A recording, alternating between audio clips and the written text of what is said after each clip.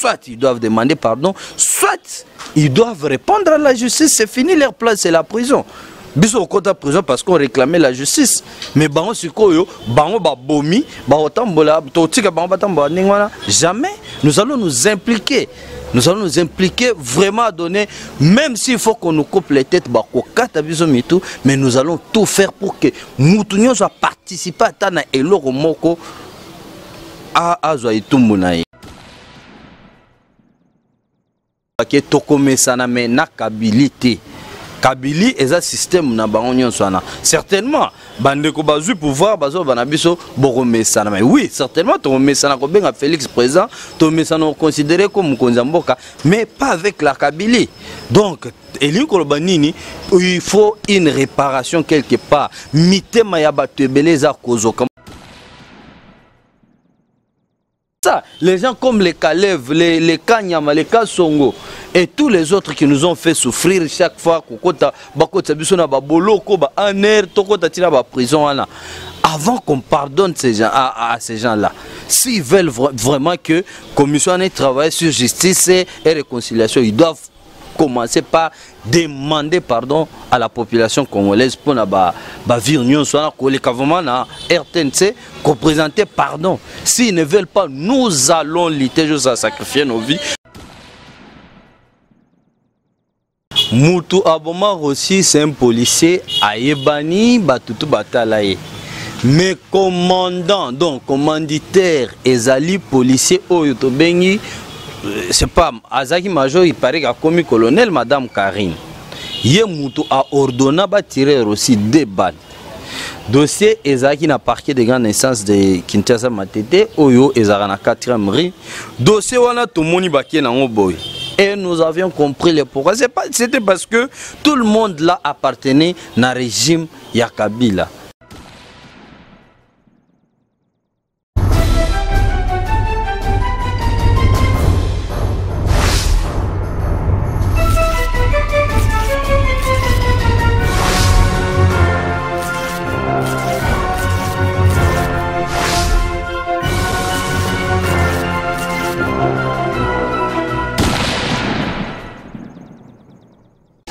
Mbote Bandero Balandi à www.clubwa.com. Pes Bozali, en tout cas merci. Puis Mbote, bonjour, bonsoir. Ça dépend de la beauté la biso. Zabongo 6 nabiso, chaîne Nabino au Bolanda toujours chaque fois. Plachien sur Bozali, ni dans le bango, parce qu'il peut savoir toujours l'information qui toko. Oui, comme est-ce que Mbote Zotambola, on dit toujours que non, la jeunesse c'est l'avenir de demain. La jeunesse n'est pas Oyo, la jeunesse n'est pas Sabiso Makoki, pour Temboka Oyo qui n'est pas Diboso. En tout cas, le mouvement ya ba jeune ezamwe be na Kinshasa o mona ba sunga ba manifestation pe ba sunga ete démocratie kota pe ba bundi bitumba mwe belé ba bundi bande musu ba kufi ba kanga ba ngona ba goma na ba est et tout comme ça. Alors ba zamwe belé na Kinshasa pour préférement na bango kufa ki l'année passée o na kombo ya Rossi Mukendi Chimanga. En tout cas le tout ça na songa ya mapona bino moko ba coordinateur ya Esha o to yebi za bongo ensemble pour le changement. Alors moko ba coordinateur ya Esha ba jeune ya Esha o ba manifestaka na ba balabala ba manifesta pour réclamer ba droit na bango pour réclamer démocratie pour réclamer les droits des droits pour na mboka itembo toujours kitoko le lot Emile pour na bino monsieur Ben José wazabon colonel ya Esha. Bonjour monsieur Ben José. Bonjour mon cher ami. Bonne santé. Ouais, quand on est ça va nous songa. Esha en marche. Ben oui, Esha en marche, Esha toujours vivant, Esha toujours en action. En tout cas, les autres tout le monde a bon une année depuis Rossi Mukendi Kufa, wazaki parmi les activistes, message ni nous relancer na peuple congolais au bazolanda yo mi bande sur diaspora. Ouais, bien avant il y a Oleka, je voudrais apporter une petite correction. Vous allez devoir m'en excuser. Esha c'est engagement citoyen pour les changements et non ensemble pour les changements. Mais aussi Ben José Azali Moko Yaba coordonnateur T, mais Azali coordonnateur principal y a Esha. Voilà un peu une petite précision détail qu'il faudrait apporter avant d'aborder les questions aussi. C'est vrai, ça fait une année depuis que Rossi est parti. Nous avons célébré 3 jours de suite. Donc, Tobanda qui est samedi, Tobanda qui a un point de presse, après point de presse, tout ça là il marche, Tobanda terminus, na messe au babu place babomela ki Rossi. Après, nous avons tenté d'expliquer, témoin yaliwa ya Rossi bazaki, au moins la photo, place batobamonaka, de matsake na miroana. Et donc, tout ce monde-là. Il y avait des témoins jouent à liwa aussi. Voilà, batunyo zwana ba memakaye, ba matie mir, ba coacher na dispensaire, tout ça, au bazako meka koréanimé, l'église, tout le monde, te invité bango. Ils ont témoigné sur place. Et après, messe, tout ça, ba cérémonie na biso, place babomela ki Rossi. Après, voilà, Tokenda Kiti, Nanda, Kupana Bango, on a animé, on a fait ce qu'on pouvait faire. Et puis, Tolala Kiwana, les dimanches, Tobanda qui sont marche, Kobanda à Sanef, place Tolelela Kirossi, Tokei na kan Lufungu là, place Bakangaka Rossi pour Nambali Bosso na Vinaye. Et puis, Toposa na Triomphal, place Bakwesa et Bemba Rossi. On a chanté là, tout ça, la cérémonie na biso, de toyako kende ti lemba lisusu après tozui université de to komiso sundaku to vandi et puis finalement lundi to kenda ko déposer pierre tombale na cimetière. En plus après pierre tombale, moi na ya Rossi, tu te rappelles bien que na discours na ye na messe ya liboso to ça en mémoire non. Non, pas dans Notre-Dame, mais na Saint-Benoît, mais Saliboso, avant que tu kunda Rossi, moi na Rossi à l'obara que papa Mukolo Kabila Kokende na koya kotia cimetière na tombe na yo. Donc ce qui veut dire que jour nous avons assisté, moi na wana qui n'a que 14 ans, a eu pena drapeau RDC à Kounia na Lilita ya Rossi, c'était émouvant, c'était émotionnel mais c'était bien. Et nous nous sommes félicités aussi. Azali Moko, il y a artisan, il y a alternance Oyo, nous nous sommes tous bâtis, mais Yé a sacrifié vraiment bon moïnaye pour la alternance Oyo. Donc c'est quelqu'un vraiment Oyo, toujours respecté beaucoup. Nous avons insisté, puis nous continuons à mener des plaidoyers pour le président de la République. À ça, la journée le 25 février est comme la journée international ou national de la lutte citoyenne. Merci beaucoup, monsieur Ben José. Au célèbre révélation moko parce que jusqu'aujourd'hui, mon climat Ozolanda-Bisso Baza est un peu flou par rapport au dossier Yaliwa ya Rossi. Est-ce qu'aujourd'hui, le dossier ya Rossi, il y a beaucoup, il y a Bazouzi. Et puis, comment est-ce que procès est est-ce que Mouto est coupable Yaliwa ya Rossi, à mon avis déjà, bien que ça semble être les policiers là, mais l'auteur, à mon avis déjà, et puis comment est-ce que vous gérez Nyosoana? Cher ami, biso ngai nazaka na langue de boîte. Moutou Aboma Rossi, c'est un policier ayebani batutu batalaye. Mais commandant, donc commanditaire, ezali policier oyo bengi. C'est pas Azaki Major, il paraît qu'il a commis colonel Madame Karine. Yé Moutou a ordonné de tirer aussi des balles. Dossier Ezaki n'a parquet de grande naissance de Kinshasa Matete, Oyo Ezara na 4e rue. Dossier wana tout moni baké na ngoboy. Et nous avions compris le pourquoi. C'était parce que tout le monde là appartenait à régime Yakabila. Et actuellement, le fait vraiment, avec le changement du régime, nous espérons que nous avons lancé un message fort ce jour-là. Nous avons dit justice pour récit. Parce qu'il n'existe pas de démocratie ou de justice sans réparation. On ne peut pas parler d'une justice lorsqu'il n'y a pas de réparation. Même commission Oyo, Bazolo va président de la République en place, il y a commission justice, réconciliation et paix. Commission voilà, d'abord, même ce qu'on a. Imaginez-vous, à l'époque en Afrique du Sud, les Blancs ont demandé pardon. Et c'est comme ça. Les gens comme les Kalev, les Kanyama, les Kasongo et tous les autres qui nous ont fait souffrir chaque fois avant qu'on pardonne ces gens, à ces gens-là. S'ils veulent vraiment que la commission travaille sur justice et réconciliation, ils doivent commencer par demander pardon à la population congolaise pour la vie union soit vraiment na RTNC représenter pardon. S'ils ne veulent pas, nous allons lutter jusqu'à sacrifier nos vies pour que la justice s'impose et s'applique sur des gens comme les Kanyama qui ont tué beaucoup de gens dans cette ville et qui sont fiers à Rotambola comme si de rien. Est-ce que des marches est-ce que ça sera possible vu l'orgueil à l'autorité et puis vu entre guillemets le contrat qui est signé entre Félix et les autres, est-ce que vous allez vraiment en mesure de venir demander pardon publiquement? C'est ça maintenant notre inquiétude. Ndeko, l'expérience de la lutte, l'expérience de Echa m'a toujours montré que rien n'est impossible. Rosimou Kendi disait le peuple gagne toujours. Et aujourd'hui nous avons l'alternance. Cette alternance que vous voyez, c'est le fruit de notre sacrifice. Et de la même manière que nous avons aujourd'hui l'alternance, Naza Koli qui a été démarche tout aux salades, même si ça peut nous prendre 2-3 ans, mais nous finirons par obtenir le gain de cause. Ça, je te jure. Aujourd'hui, j'ai laissé les amis, ils sont dans la rue. Bon, qui nous coûte requête dans le cours conditionnel. Dans la campagne, depuis Bellurette, Oyo, Tozolo Baké, Tokome Saname, Nakabilité. Kabili est un système na bango swana. Certainement, bande ko bazu pouvoir bazo banabiso borome sana. Mais oui, certainement ton mesana ko benga Félix présent, ton mesana considéré comme Konzamboka, mais pas avec la Kabili. Donc il faut une réparation quelque part. Mitema ya bato ebeleza kozoka. Maman Thérèse Kapangala, papa na bango, famille na bango mobimba. C'est dernièrement na autre visité bango, ils sont blessés. Papa na maman ya Hussein Ngando, bautaki awa, bautaki Mbushima baye awa, bazongi mwana bango za na Kinshasa me baye omone bembepi bazongi. Et nani ces garçons de Kingaba l'autre là, je crois que j'ai répertorié.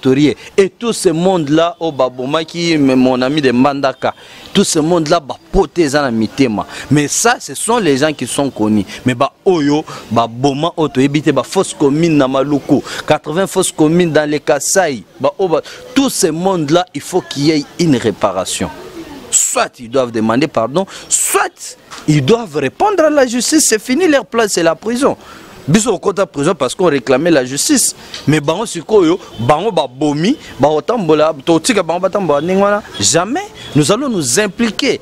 Nous allons nous impliquer vraiment à donner, même s'il faut qu'on nous coupe les têtes, mais nous allons tout faire pour que nous soit participer à Tana et Loromoko à Zoïtumbunaï. Merci beaucoup, M. Ben-José. Bandero Balantouza, bon, M. Ben-José, Azawa, coordinateur ya Isha. En tout cas, nous avons solo pour toi avancer par rapport à Marmi Souzou les Kanakat Samboka. Mais M. Ben-José, tu as la moins inquiétude, une question par rapport à la liste sur Isha. Aujourd'hui, Isha aussi lité par aussi pour la alternance politique. Nakatamboka Nabiso, vous allez na balabala, on vous voyait, vous avez manifesté, vous sali descendre sur terrain. Là, il n'y a rien à dire, il n'y a pas de commentaires. Mais aujourd'hui, Tozibongo élection Salemi, alternance et Salemi.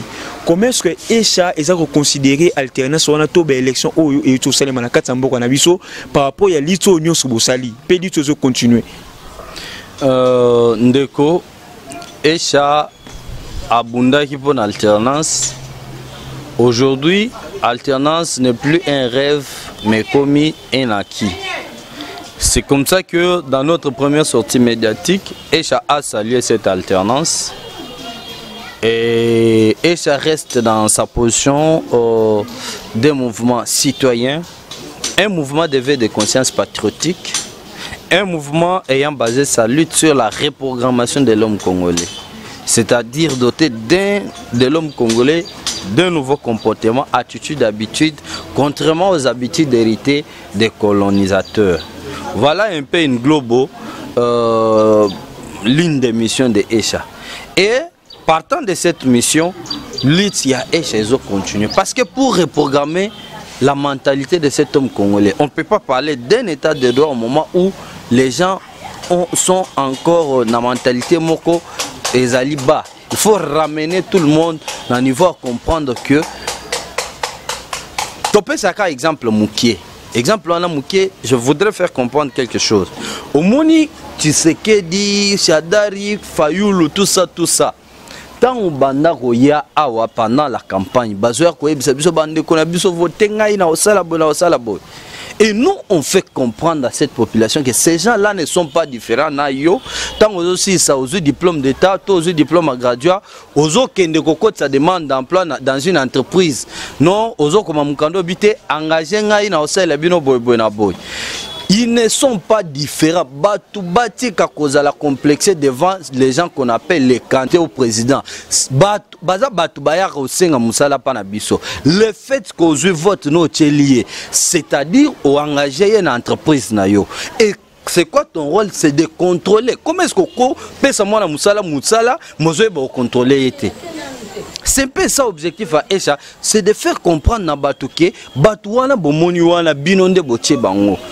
Président de la République, député national, ministre, nous sommes à outil de pouvoir à peuple. Et le peuple a le devoir, il y a la moutouane. Est-ce qu'Azo Sala, est-ce qu'il est redevable vis-à-vis du peuple? Et le peuple ne doit pas être vraiment le peuple, le roi, peuple au Kabila à continuer à former les bisous. Il y a que papa Kabila, maman Olive, nous avons besoin cette fois-ci d'un peuple exigeant.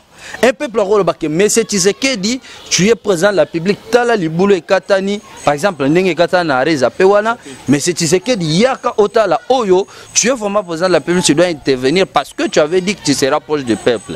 Et mais c'est Tshisekedi doit être redevable. Il faut comprendre que Batouana ne va pas Pessinga Moussala. Et je dois répondre. Et là, le quoi, patron Naya Zobengaye, il doit répondre.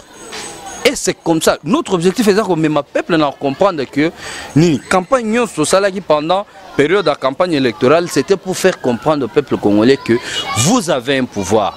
Mutu oyo bino boko ponawana, mettez-vous en tête que c'est comme quelqu'un ayako comme mukanda pana bino bo pesa musala, tu lui donnes le travail et tu vas commencer à les surveiller. Est-ce qu'il répond vraiment n'a pas besoin na yo ninga à la kakio. Voilà un peu l'objectif et nous allons continuer à éveiller encore la conscience du peuple. Mouké, nous savons que nous avons un pays très immense, nous n'avons pas suffisamment de moyens pour réussir à le Canada TV, mais le fait seulement que tu es un peu proche dans une catégorie de la population, nous allons vraiment atteindre cette mission, même si ça peut nous prendre toute la vie pour reprogrammer l'homme congolais, faire vraiment de l'homme congolais ou du peuple congolais un peuple exigeant et non un peuple plaintif. Batika maramba maman Olivier Hotel, biso batika mba papa Tshisekedi Hotel, biso bakoma papa Tshisekedi Akosala. C'est ça un peu un état d'esprit to lingi to ko tsala mito peuple. Merci beaucoup. État d'esprit au Sénégal, c'est un peuple et puis qu'on tombe la sous conscience du peuple. Mais Echa, vous en apprenez sur toujours population, puis qu'on tombe la banque macanisi, pour tu vois, nous sommes banques zani, banques appelé ça président, député misala. Mais comment est-ce que Echa ils a jugé comportement ya homme politique lelo?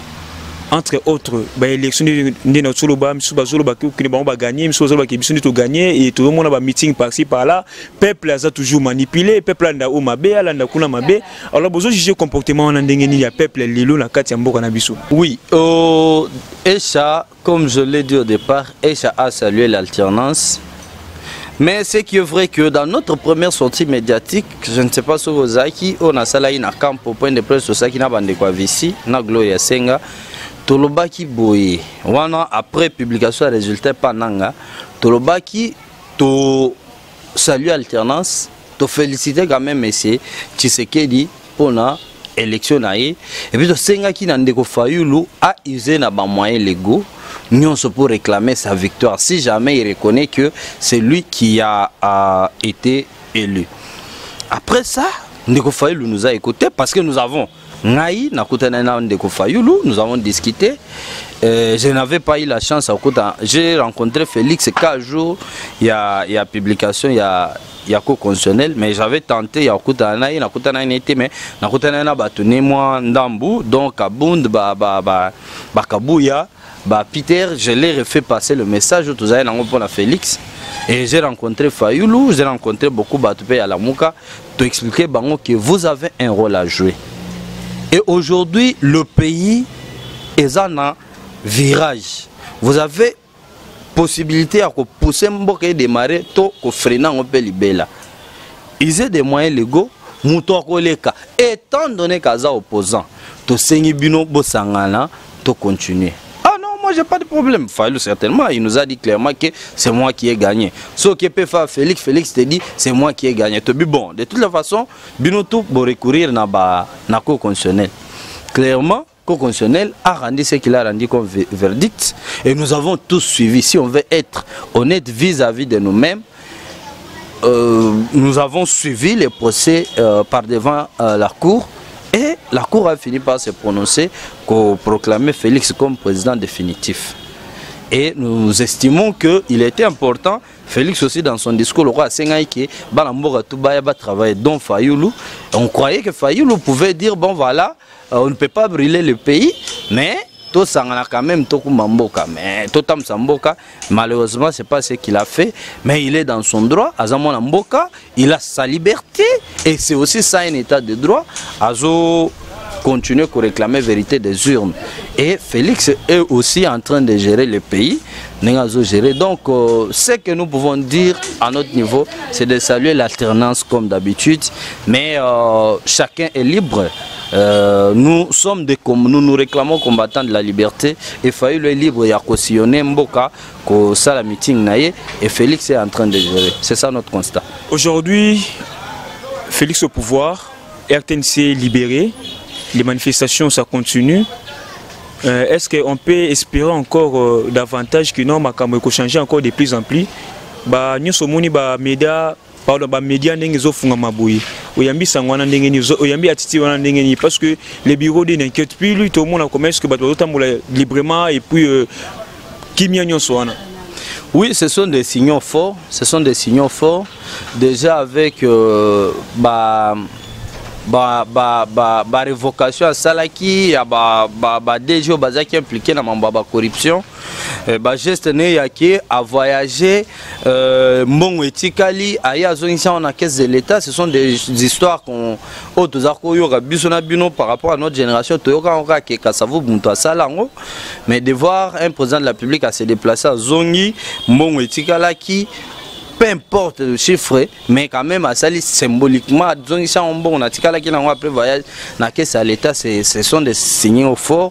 Déjà qu'on fait la chaîne, après c'est après 3 ans de Fongoli permanence à Kyungwa Kumanza, chaîne Nyonso et Zaki Kabila Kangaki à Fongoli en RTNC commis plus ou moins au milieu du village. Bisoutou, Toromo les gars RTNC au Kabila Nda permettre bisoter et meeting tout ya Fayulu et zo les gars RTNC, ce sont des signaux forts. Il y a démocratie. Espérons que Félix fera mieux par rapport à Oyo, Tozomola, Azana, Katia, Robana, Osala. Espérons, mais notre avertissement est toujours de le faire comprendre que si jamais il dérape, il nous trouvera toujours sur son chemin. On a Kabila.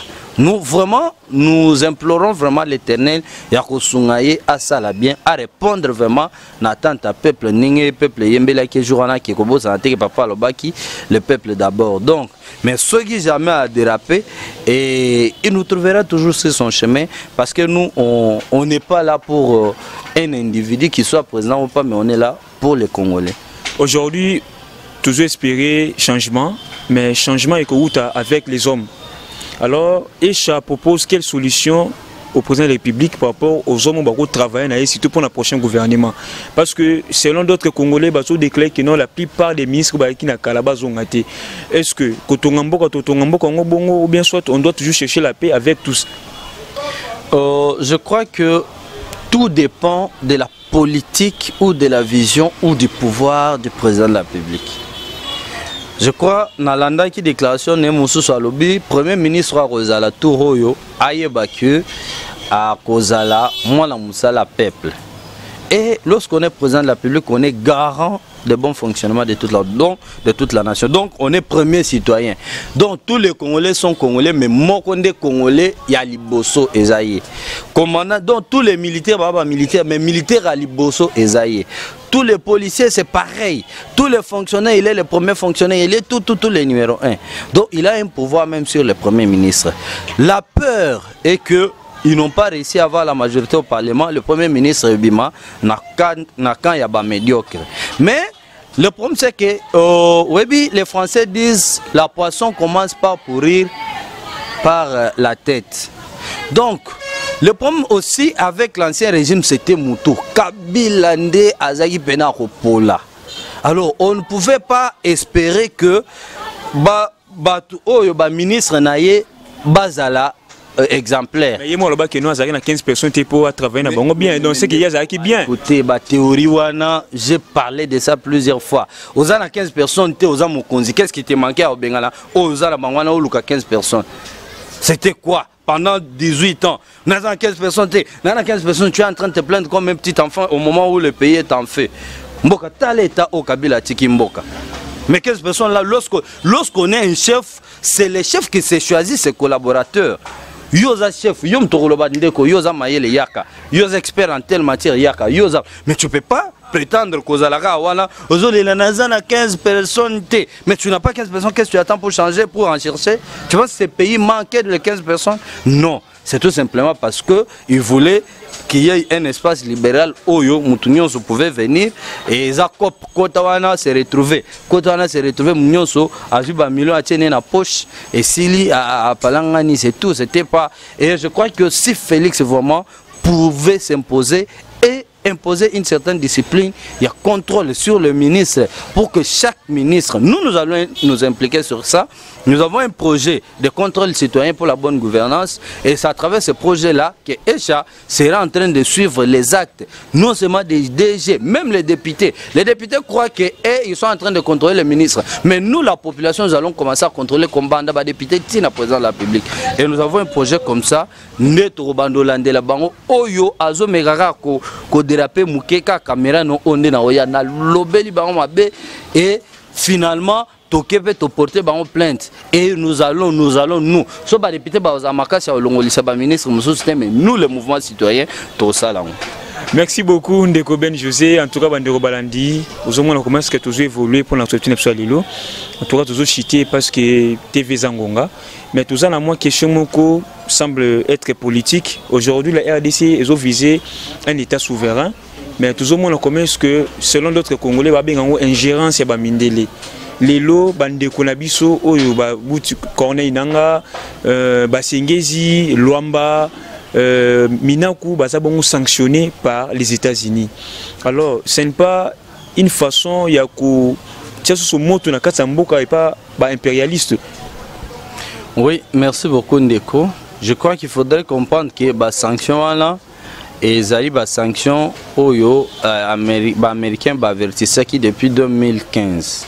Et 2016, je vais dire. Et n'oublie pas que, par exemple, pour Naka Minaku, n'oubliez pas que Minaku, nous avons organisé réunion Oyo et Zaka na hôtel du fleuve Oyo, Zaki Nanga, Odio Moro et Bimaka, Onanga Yaka pour une modification à la loi électorale. N'oubliez pas aussi que Basengezi, moi la Basengezi Ndemuto a conservé qui logiciel Oyo, il y a machine à voter. Alors le logiciel wana mbong ebimaki ebele. Wana mwana Basengezi avec Likolo na Basengezi. N'oubliez pas aussi que Nanga a été impliqué aussi na kati ya réunion wana. Donc le fait déjà que Nanga a proposé bango modification à la loi électorale audio ane bimaki et komaki le monde entier balandelaki. Moutousou ça a suspendu les années. Luamba oui. N'oublie pas que Luamba nde Moutou a se prononcer qui par rapport à l'article 70 je crois de la constitution Oyo alors que le président de la République reste en fonction et que le président doit rester s'il n'y a pas élection et tout ça mauvaise interprétation de la constitution voilà et sache qu'il y a d'autres constitutionnalistes au Bakenda qui peut États-Unis qui défendre les positions de Luamba yango et peser sur bango va suspendre bango pas américain. Et pourquoi l'américain va te suspendre? L'américain suspend parce que yo aux autres parce que ils sont impliqués dans la matière de corruption, dans la violation des droits humains. Bon, on a besoin de corruption, bazo qui n'est pas na banque aux États-Unis. Les États-Unis ne peuvent pas te suspendre. Le roi Ben José Bonota Molana Nzela n'a rappelé l'oroté quand Nazaboy apparaît citoyen congolais et les États-Unis ont suspendu ngati. Ils suspendent tant aux hommes Jo Oyo tala aza awa il a des millions aza 10 millions 20 millions na banque a pas na biso ba ne tout bazawa mais ya za kuna azo continuer ko sabte tikaka ba Amérique kuto ana posa mwambongo asa likambo to bon to benda muke wana pas ba finir bouton. Donc dans orana c'est que ba gérer mon kuna. Donc ndazana il peut pas toucher. Jambon ba congolais ou ba chaka kuna. Ba congolais ba kena bomba kuna. Yango ça là que ba américain va suspendre ba. Mais je ne suis pas en train d'encourager pratique wana. Je ne suis pas en train aussi de me contribuer parce que je suis parmi ceux qui ont exigé les sanctions sur certaines autorités en 2000. Mais certainement, nous devons arriver à un niveau où il faut comprendre que nous devons apprendre à gérer nos histoires de manière interne. Parce que les États-Unis peuvent Trump a retiré la signature dans l'accord, accord de paix. Tout le monde peut suspendre l'été. Aux États-Unis, il y a des morts, il y a des mais tout le monde peut suspendre. Donc, ils ne peuvent pas continuer à croire que RDC, c'est une province aux États-Unis non plus. Ils doivent comprendre que RDC, c'est un pays indépendant. Ils doivent apprendre à respecter. Mais pour que le pays soit respecté, ça dépend maintenant de la politique et de la diplomatie. Mais fonctionnement Mboka, regarde aujourd'hui, le Rwanda, c'est le pays le plus respecté de l'Afrique. Là aujourd'hui, Nani, Kenya, Nairobi, Kenya. Kenya est très respecté. Et là aujourd'hui, Ghana est très respecté parce qu'ils savent respecter les notions de la démocratie. Mais c'est juste qu'ils avaient compris que Mboka est dans la boule et que Belé, et on va en profiter. Mais désormais, je crois que les Américains doivent se ressaisir de commencer à s'ingérer encore dans les histoires qui nous concernent. Mais nos citoyens qui ont commis des bavures, nous avons le rôle de les juger ici, dans notre pays. Et on a boulot qu'on a qui est vraiment à Sony Marcasi, mais ceux qui sont suspendus aussi, ils doivent aussi comprendre qu'ils sont impliqués dans tel ou tel cas et ils doivent chercher à réparer. Merci beaucoup, M. Ben José, coordinateur Isha, les invité à Lilo. Merci Nabino Bandero Balani Bozola de partout. En tout cas, restez sur notre chaîne, sur notre site www.cleboa.com. Tourne la émission à Lilo où tu as mis bon M. José Ben. Mon aïe a souké zanini, et l'on y au sein de la peuple congolais. Bandé on a diaspora, bah font la mité ma activité zone normale pour te mboko qui est liboso. Oui, on a bandé on a vu sur la diaspora, tozo senga bino, toya to sangana to tonga mboka. Lutte nabiso aujourd'hui, tozo mema on a dimension musoso, contrairement à lito tozaki sous répression ya Kabila la minute où nous nous constituons en une alternative.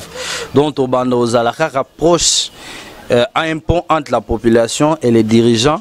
Et puis, nous allons commencer à soumettre les alternatives pour que le gouvernement a répondu pour les besoins du peuple. Et ensemble, ceux qui peuvent comprendre, nous avons des projets, nous et ça, ensemble avec d'autres mouvements citoyens frères, sur le développement durable, surtout sur l'assainissement de la ville de Kinshasa. Et nous, seuls, nous ne pouvons pas. Que ce soit en termes de moyens, que ce soit en termes de moyens financiers, poto sungamoka oyo ekende liboso. Nous ne pouvons pas demeurer toujours dans la même attitude. Non, non, non. Il y a toujours. Nous avons la 10e valeur de Esha, ça s'appelle flexibilité et adaptation. Nous devons nous adapter par rapport à certaines réalités en Mboka pour aider le pays. Et pour ceux qui veulent nous contacter, surtout sur WhatsApp, par exemple, ils peuvent nous contacter au plus 243 84 44 66 101. Donc, plus 243 84 44 66 101 pour entrer en contact avec nous. On peut faire ensemble le projet et tout Tsungamboka et Kendeliboso diaspora bozonga bozonga, il y aura plus de répression, mutupa okangape mutuazate, donc tous allez longoto sangana, tout tam samboka na biso. Merci beaucoup, monsieur Ben José, invité à Lelo. Merci Nabandero Balandi. Quant à moi, je vous dis un grand merci parce que vous nous suivez de partout, vous nous suivez en direct.